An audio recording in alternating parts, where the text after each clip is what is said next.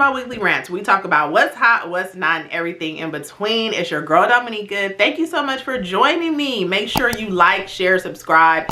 Definitely leave me some comments down below. Okay, that was a mouthful. Hold on, you guys know I often have something to drink. Let me grab what I have today. Hold on.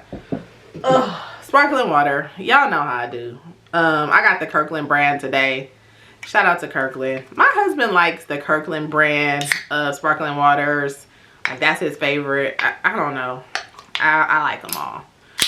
Oh, well, let me take a sip after that long-winded intro. Hold on. Okay, guys. So today, I want to talk about the election a little bit, you guys. I feel like yesterday I couldn't even talk. I had so many thoughts going on in my mind. I had so many emotions. I wasn't expecting to feel as emotional as I did. I literally cried. And I'm not a crier. Those of you guys who know me. That's a whole nother video. Because I've been trying to unpack that. Why I don't feel certain emotions and why, you know, I've had issues crying over the years. Like I said, another video. But I cried yesterday. I was very emotional yesterday. I'm like, is it PMS? Because my cycle is coming. I don't know. But yesterday I was a mess. And for several reasons. Let me try to organize my thoughts. First of all, I want to say, no matter what happens, God is in control. I firmly believe that. But I'm still able to feel how I want to feel, right? I was, for the first time, I think, in any election, I was shocked. I thought to myself, there's no way everybody is seeing what I'm seeing and would make any other choice but Kamala Harris. Like, that, and that's just me being silly and naive, I guess. I don't even know if silly is the right word. But the things that I've seen our soon to be president do, like the most recent thing, like what was he doing? Giving the mic a hand job, a blow job. I mean, the stuff is just so egregious that I'm like, it feels like I'm living in an alternate universe. Like most of the time I'm like, am I in the Twilight Zone? Like, what is going on here? What is going on here? And so those are my thoughts primarily. Like, okay, this person can be liked for this reason, that reason, this reason, or that reason, but we can't possibly think that this is someone who is qualified to run our country. We can't possibly think that. But the election is over and the results are in. And so we do think that as a country, we do think this is the right person for the job. And I've often said in many scenarios, and this one not being any different, that the person that has been chosen is a mirror. It's a mirror. It's a reflection of the U.S. You know, we've spoken as a people collectively, and that's what we want. And so that's a little scary for me. That's a little scary to me. I also want to talk about the emotions I think that came up for me yesterday as a Black woman.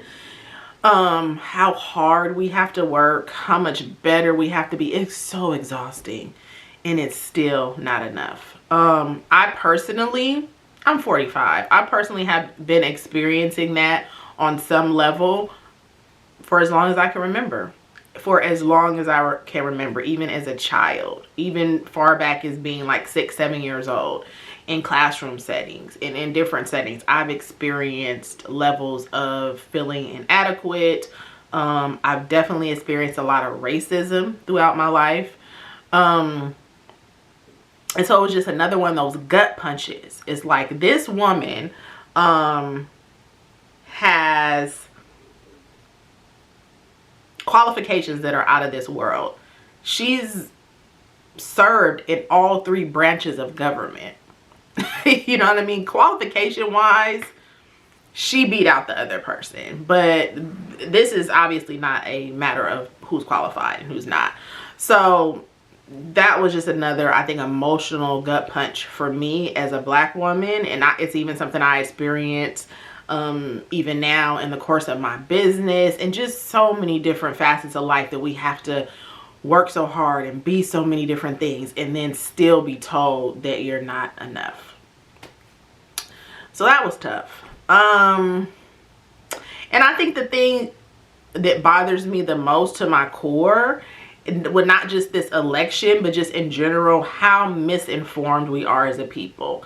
How we do not seek out information for ourselves, how we don't simply read, how we just regurgitate what we're told. It's a topic that I've been talking about and thinking about and reading on and studying on probably since I was in college. And since then, I've always said that I'm more of a nonconformist, the way that I think. I'm not with this whole group think era, which I feel has been an era that's been going on for a very long time, and social media has just exasperated it. So I don't know. It's almost like I look around and I feel like, God, is anybody thinking for themselves? Does anybody have an original thought? I even have to ask myself that sometimes. Are the thoughts that I'm coming up with, is this an original thought, or is it something that I heard? Is this something that I've actually researched myself, or is this something I allowed someone else to tell me? Is this something that I allowed the media to tell me or social media to tell me? You know, these are things that we really have to dissect. We really have to fact find. We really have to do our own research. And majority of people are just not willing to do that. And when you dig in and you ask them questions, or you ask them why, or you ask them to explain, it's like they really can't. And that's scary as well. That's very scary. And so, I don't know, yes, I feel much better today because, like I said, at the end of the day, God is in control. But yeah, it feels, for lack of a better word, it feels very Twilight Zone-ish. And I'll just be praying. I'll just be praying for our nation. I'll be praying for our president. I'll be just praying for us as a whole.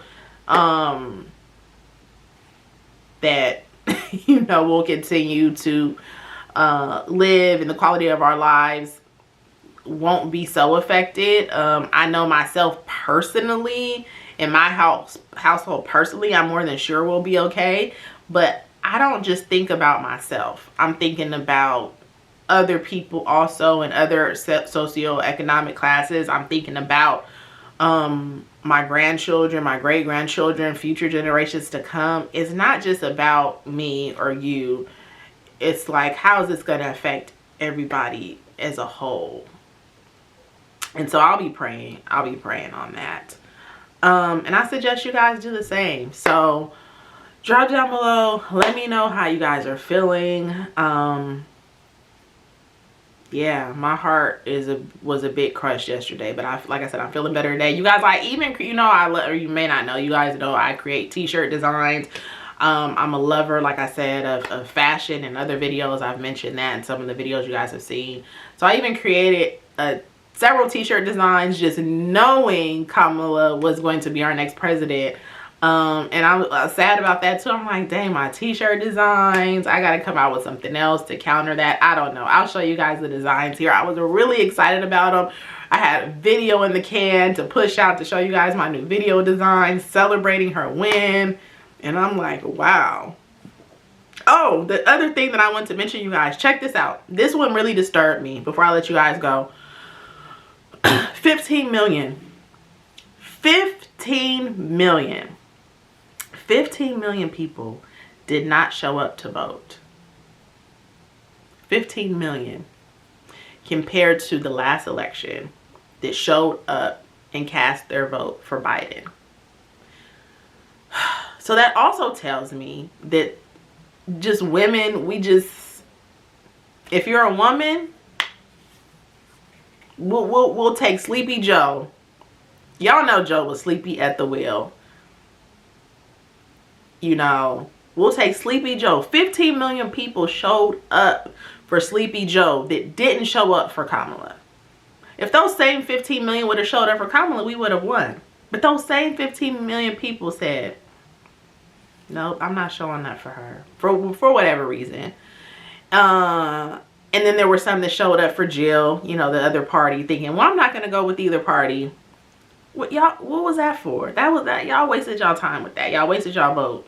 I shouldn't say that. Everybody has a right to vote however they want to vote. But 15 million, you guys, 15 million. 15 million people.